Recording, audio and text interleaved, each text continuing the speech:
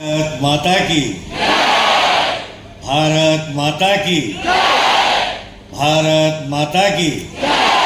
धन्यवाद मित्रों। આજનો એ કાર્યક્રમ મારા અને આપણા સૌના માટે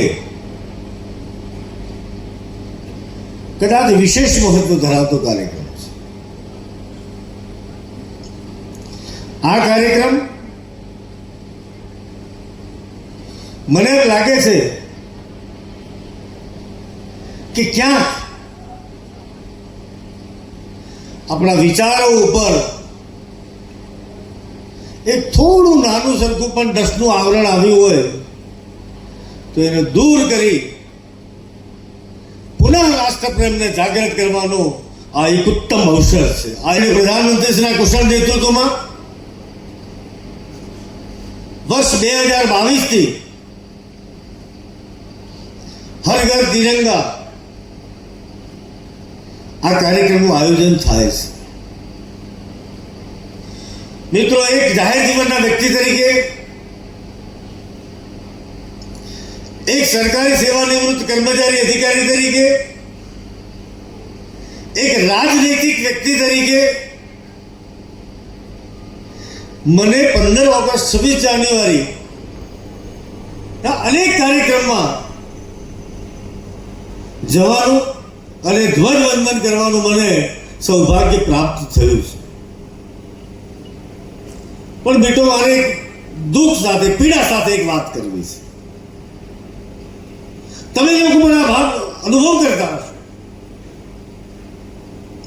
15 ઓગસ્ટ 26 જાન્યુઆરી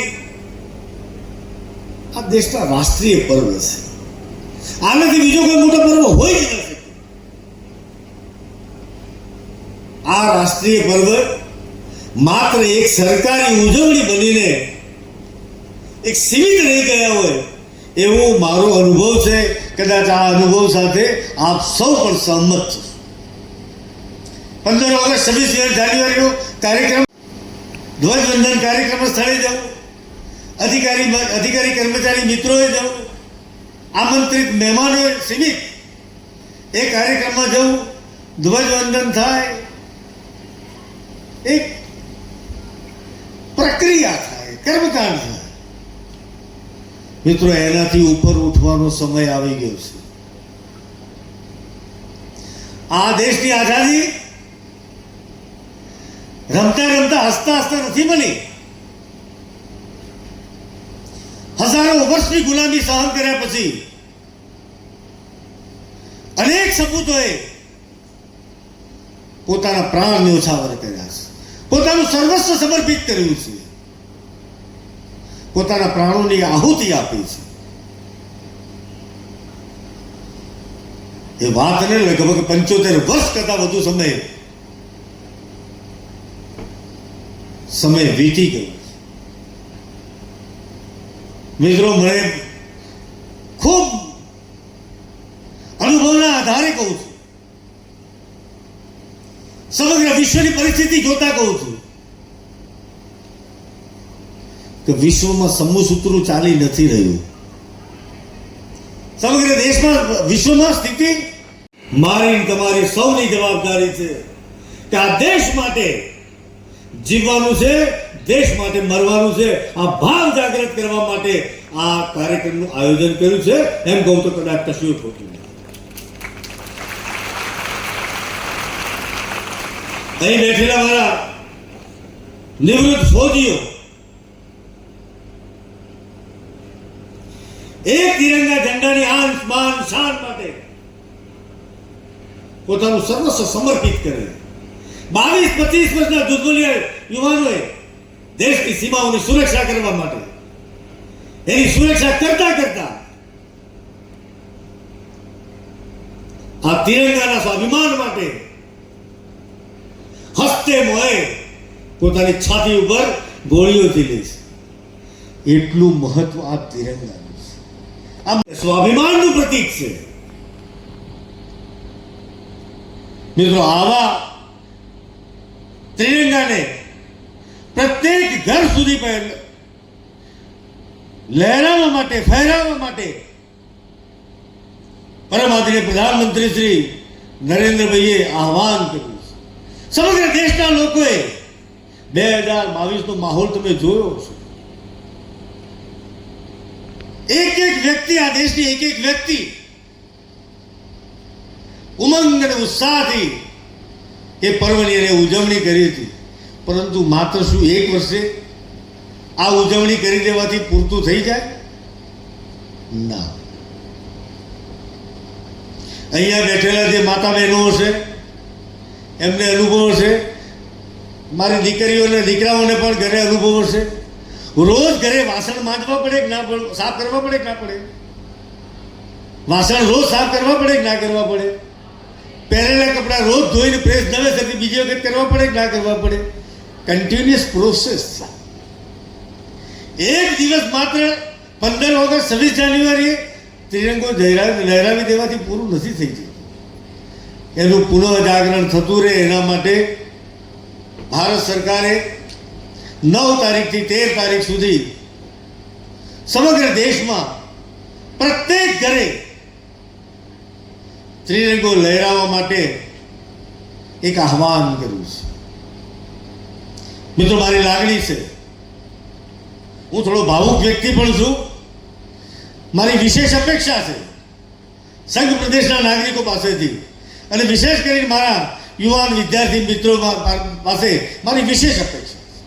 દેશનું ભવિષ્ય તમારા હાથમાં છે. આ દેશ આગળ વધારવાની જવાબદારી મારા વાલા યુવાન મિત્રોના હાથમાં છે. આ વખતનો સમગ્ર કાર્યક્રમ મારા યુવાનોના માધ્યમથી આ કાર્યક્રમ કરવો છે, અને આ કાર્યક્રમને તમે ખૂબ સફળ બનાવશો એવી મારી તમારી પાસેથી અપેક્ષા પણ છે.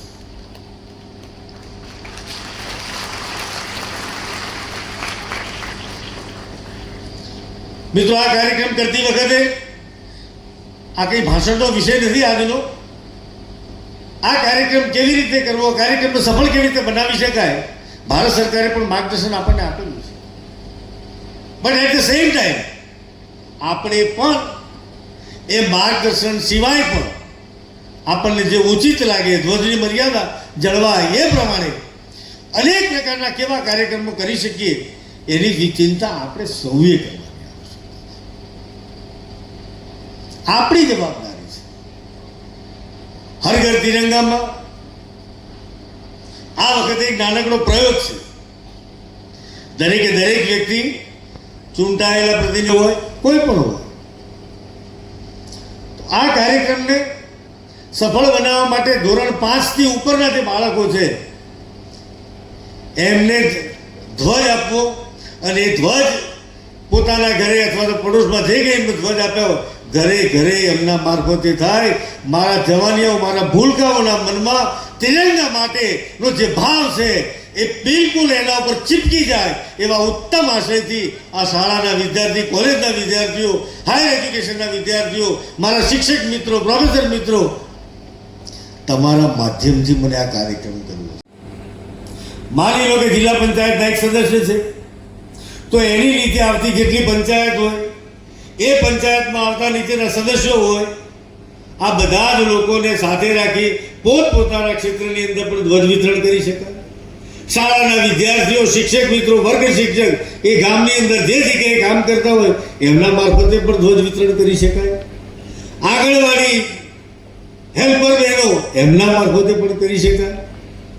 સરકારી અધિકારી કર્મચારીઓના માધ્યમથી પણ કરી શકાય.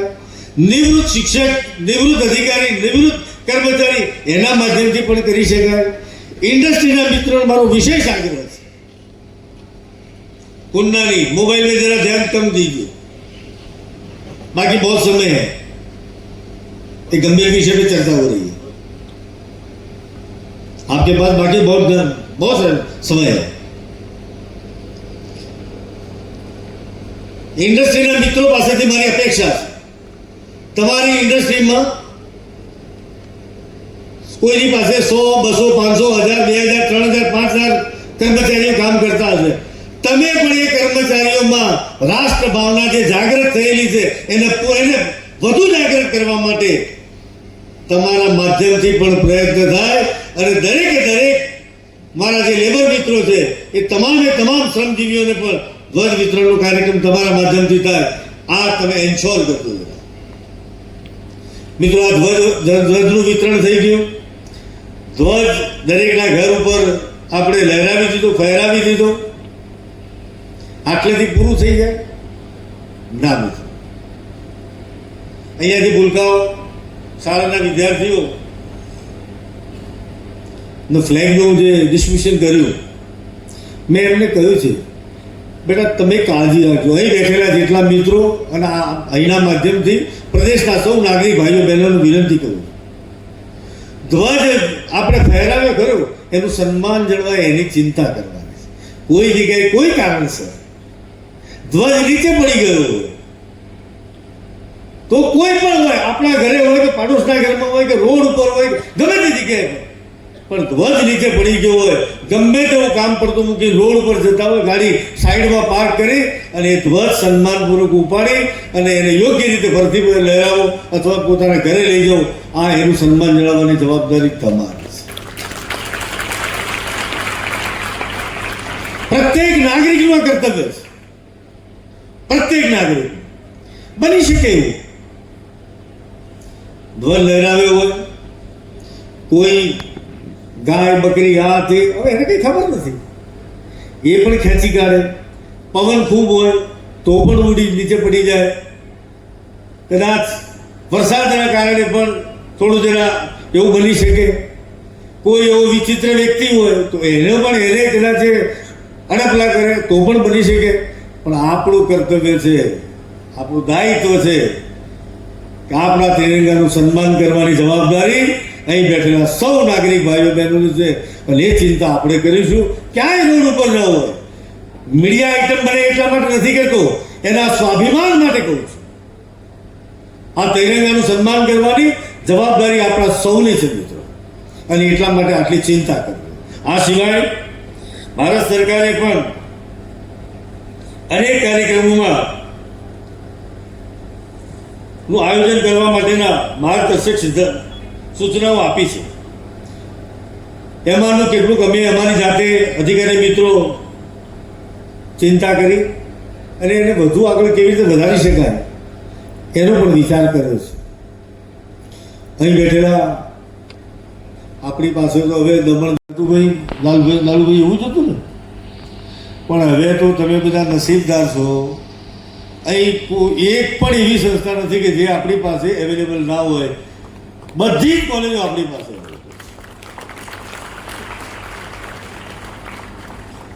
આ કોલેજના બધી જ કોલેજના મિત્રો તમે જાતે નિર્ણય કરો. સરકાર કે એને બધું કરવું એવું નહીં, એમાંથી બહાર નીકળો. એ માનસિકતામાંથી સ્વયં નિર્ણય કરો, ઇનિશિયેટ કરો કોઈ પણ કામ.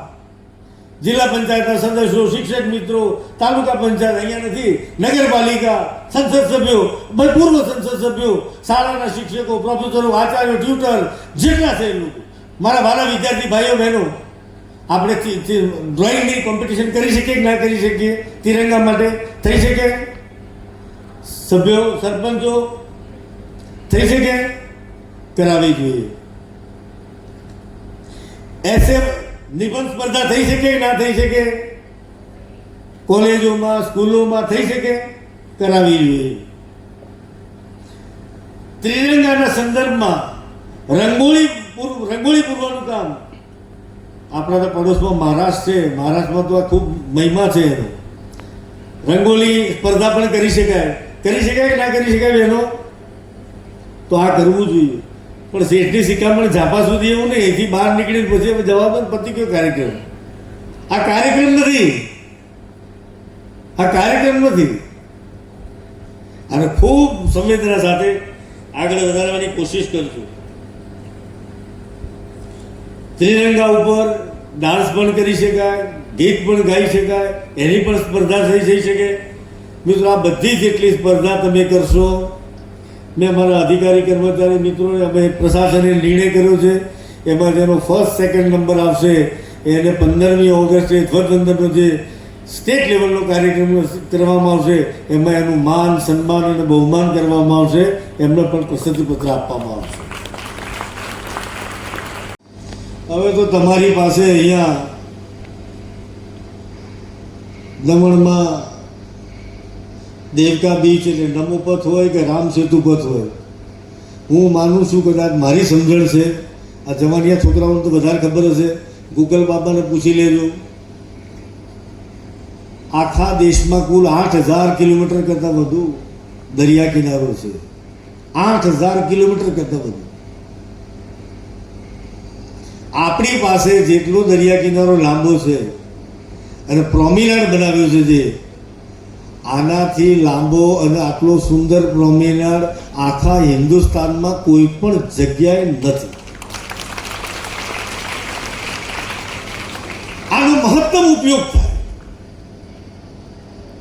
તમે સાયકલ રેલી કરી શકો, તમે મેરેથોન કરી શકો, કાર રેલી કરવી હોય તો કરી શકો, તમે માર્ચ કરી શકો, તમને જે ઠીક લાગે એ પ્રમાણે કરો, પણ કરો. દરેકે દરેક ગામની અંદર ગ્રામ પંચાયત આ કાર્યક્રમ કરે, ગ્રામ પંચાયતમાંથી જિલ્લા પંચાયત સ્તર ઉપર આવીને કાર્યક્રમ થઈ શકે. એના પછી સમગ્ર આખા જિલ્લાનો, દમણ જિલ્લાનો, દીવ જિલ્લાનો, સેલવાસા જિલ્લાનો, એક ખાનવેલમાં થાય, એક સેલવાસામાં થાય, આ કાર્યક્રમ પણ થઈ શકે. માત્ર સરકારી આ તમને સૂચનો છે, આ સૂચના નથી, સૂચન છે. તમે એમાં વધુ શું કરી શકો એ તમે સ્વયં પણ વિચારી શકો છો. આ સિવાય મિત્રો, સરકારના જે નિર્દેશન છે એ મુજબ અમે લોકો એક વિચાર કર્યો છે, એમાં તિરંગા મેળા, સ્ટોલ, કેનવાસ ઉપર બધા પોતપોતાના વંદે માતરમ, ભારત માતા કી જય, આ વગેરે વગેરે, તમને જે ઠીક લાગે, દેશના ગૌરવ વધે એ પ્રકારના તમને જે કોઈ સ્લોગન, વાક્ય, તમારા મનનો ભાવ, એનું પ્રગટીકરણ કેનવાસ ઉપર થાય, આવી વ્યવસ્થા પણ કરી છે. માત્ર અધિકારી મિત્રોને મારું સૂચન છે, આ કેનવાસ માત્ર એક જગ્યા ઉપર સીમિત ન રાખીએ. દમણ, દીવ, સેલવાસામાં એવા લોકેશન કે જ્યાં ખૂબ લોકો આવતા હોય, ત્યાં એક કરતાં વધુ જગ્યાએ આ કેનવાસ લગાવવા જોઈએ. અને જ્યાં આવતા જતા લોકો અને ત્યાં અધિકારી, કર્મચારી અથવા પોલીસ અધિકારીની કોઈ એક કર્મચારીની ડ્યુટી રાખવી જોઈએ કે જરા એનું વ્યવસ્થા જળવાય, એની ચિંતા પણ પ્રશાસન કરે. તિરંગા મેળા, એમાં તિરંગાના સંદર્ભમાં જે કંઈ બાબતો હશે એનું ત્યાં આગળથી વેચાણ અને વિતરણ પણ થશે. સાધારણ નાગરિક દેશની સ્વતંત્રતા માટે પોતાના પ્રાણ ન્યોછાવર કરતો હતો, દેશ માટે મરવાનો સમય હતો. ભગતસિંહ હોય, ચંદ્રશેખર આઝાદ હોય, અનેક લોકોએ, ખુદીરામ બોઝ હોય, અનેક લોકોએ પોતાના પ્રાણ ન્યોછાવર કર્યા હતા. દેશ માટે જીવવાનો સમય છે, દેશને આગળ વધારવાનો સમય છે. મા ભારતીને વિશ્વગુરુના સ્થાન પર બિરાજમાન કરવા માટેનો આ સમય છે. હું તમે સૌ પુરુષાર્થ કરીએ. હું નિરાશાવાદી માણસ નથી, હું આશાવાદી માણસ છું. અને વિશ્વાસ સાથે કહું છું, અનુભવના આધારે કહું છું. આપણે લોકો અહીંયા બેઠેલા નક્કી કરીએ કે મારે હિન્દુસ્તાનના નકશા ઉપર દમણ, દીવ અને સેલવાસને વિશ્વ મેપ ઉપર મૂકવું છે, તો 100% આપણે મૂકી શકીએ છીએ. આ આપણા સૌમાં તાકાત છે અને ઇટ ઇઝ પ્રૂવન ફેક્ટ.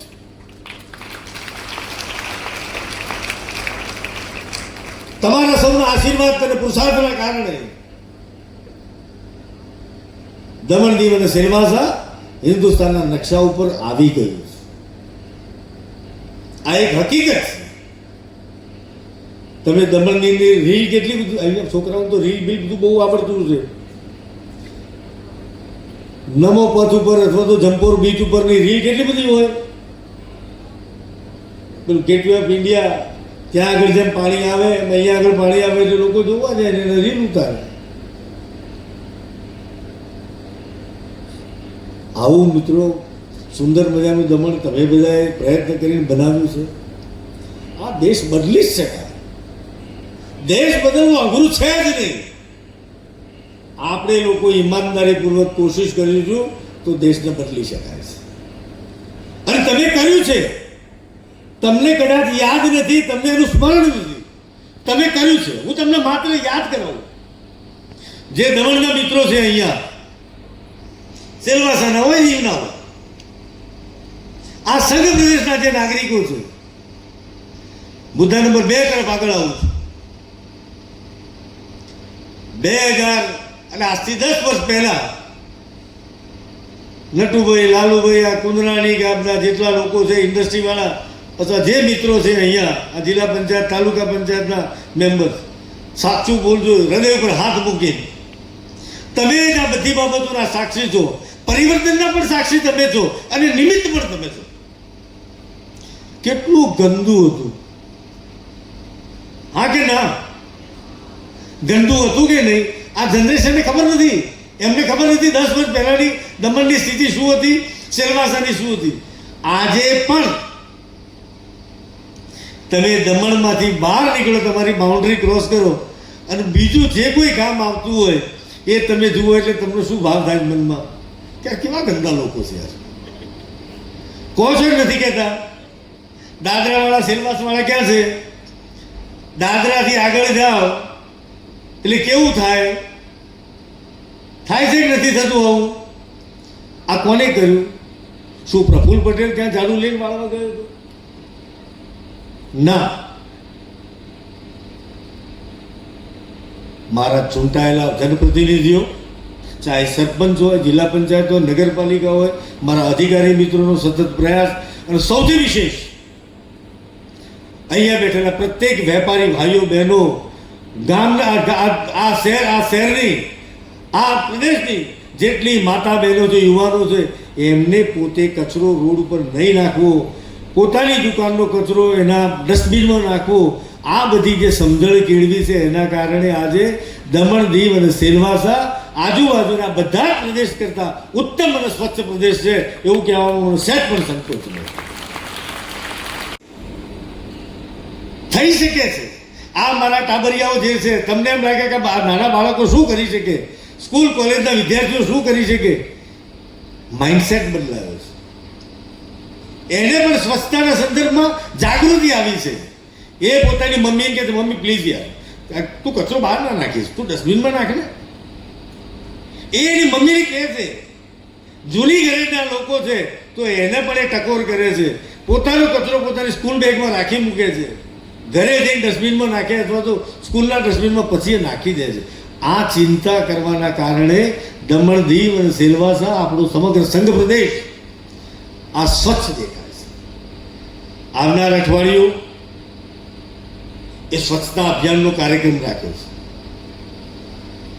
હવે મને તમને સ્વચ્છતા અભિયાનના સંદર્ભમાં આ પ્રદેશમાં કોઈને બહુ જાદુ સમજાવવાની જરૂર પડે એવું મને નથી લાગતું. આવનાર આ સ્વચ્છતા અભિયાન એટલા માટે છે, ગામ તો લગભગ એકંદરે ઘણું સ્વચ્છ છે, શેરીઓ, મોહલ્લા બધું જ સ્વચ્છ છે. નવી પેઢી જે છે, નવા જે યુવાનો છે, નવા બાળકો છે, એમનામાં સંસ્કારનું નિરૂપણ થાય એના માટેની આ મથામણ છે. તમને એમ થાય કે આમાં શું ફેર પડે, એક અઠવાડિયું આ કાર્યક્રમ કરવાથી શું પરિવર્તન થઈ જશે? હા, અહીં બેઠેલા બધા મારી સાથે, હું પણ આવી ગયો એમાં. તમે ફર્સ્ટ સ્ટેન્ડર્ડમાં જ્યારે હશો, પહેલા ધોરણમાં, અથવા તો તમે જુનિયર, અમારી વખતે બાલ મંદિર કહેતા, અત્યારે તમારું જુનિયર કેજી હશે, આ હશે, સિનિયર કેજી હશે, બાલવાટિકા હશે, જે હશે. તમારો શિક્ષક, શાળાના શિક્ષક તમને એક અથવા તો એ લખાવે કે ના લખાવે? લખાવે કે ના લખાવે?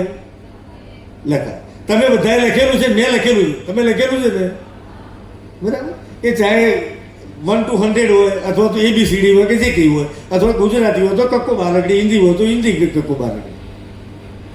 તો એક વખત એક લખવાથી યાદ રહી જતું હતું. શિક્ષક એક વખત લખાવ્યું એટલે યાદ રહી જાય? ના રહે. એટલે શિક્ષક શું કરે, ઘરે મમ્મી શું કરે, હાથ પકડી અને આમ એકડો હોય તો એના પર એક આમ ઘૂંટાયા કરે. કરાવતા હતા કે નહોતા કરાવતા? આ ઘૂંટાવાનું કામ છે. એક વખતે પાક્કું લખતા આવડી જાય, એ આમ લખવું, પછી એને અપ ટુ ડેટ કેવી રીતે લખવું, બીજી ABCDમાં કેમ લખવું, ત્રીજીમાં કેમ લખવું, ચોથીમાં કેમ લખવું, એ બધું પછી આગળ ચાલશે. પણ એને વારંવાર રિપીટ કરવું પડતું હોય છે. રિપીટ કરો તો જ એ ચોક્કસ તમારા મનમાં એક ઇમ્પ્રેશન આવતી હોય છે. અને એ જે સ્મરણ છે એ આજીવન રહેતું હોય છે. એમાં સ્વચ્છતાનું સ્મરણ હોય, હર ઘર તિરંગાનું હોય, તિરંગાના સન્માનનું હોય, દેશના સ્વાભિમાનનું હોય, પ્રદેશના સ્વાભિમાનનું હોય. આ બધી જ બાબતો માટે નિરંતર પ્રયાસ કરવા અત્યંત આવશ્યક છે. અને એ પ્રયાસોના ભાગરૂપે એની શરૂઆત 2022થી આ દેશના પરમ આદરણીય પ્રધાનમંત્રી શ્રી નરેન્દ્રભાઈએ આ એક અભિયાનનો પ્રારંભ કર્યો હતો. સ્વચ્છતાના અભિયાનનો પણ પ્રારંભ એમને જ કર્યો હતો. સ્વચ્છતા આ કોઈ નવી બાબત નથી, એ આપણા જીન્સમાં છે, સ્વભાવમાં છે. આપણો બેડરૂમ આપણે ચોક્કસ ચોખ્ખો રાખીએ છીએ, આપણું ઘરનું આંગણું ચોખ્ખું રાખીએ છીએ, ડ્રોઈંગ રૂમ ચોખ્ખું રાખીએ છીએ, કિચન આપણે ચોખ્ખું રાખીએ છીએ, આપણી ઘરની પ્રિમાઇસીસ ચોખ્ખી રાખીએ છીએ. આ બધું ચોખ્ખું રાખવું એ આપણા સ્વભાવમાં છે. આ નવી બાબતો નથી, પણ સામૂહિક જગ્યાઓ પર સ્વચ્છતા જળવાય એના માટેની આ વાત. મિત્રો, આ બંને જે કાર્યક્રમો છે, હર ઘર તિરંગા, સ્વચ્છતા અભિયાન, મને મારા વાલા વિદ્યાર્થી ભાઈઓ બહેનો, આ દેશના આ પ્રદેશના નાગરિકો, મારા આચાર્યો, શિક્ષકો, પ્રાધ્યાપકો, ટ્યુટર, લેક્ચરર, જેટલા લોકો છે, મને સંપૂર્ણ વિશ્વાસ મારી પ્રશાસનની ટીમ ઉપર કે આ જે કાર્યક્રમ છે આ હિન્દુસ્તાનની અંદર સર્વશ્રેષ્ઠ કાર્યક્રમ આ સંઘ પ્રદેશનો બને એ અપેક્ષા મારી તમારી પાસે છે અને મારો વિશ્વાસ. ભારત માતા કી, ભારત માતા કી. ધન્યવાદ.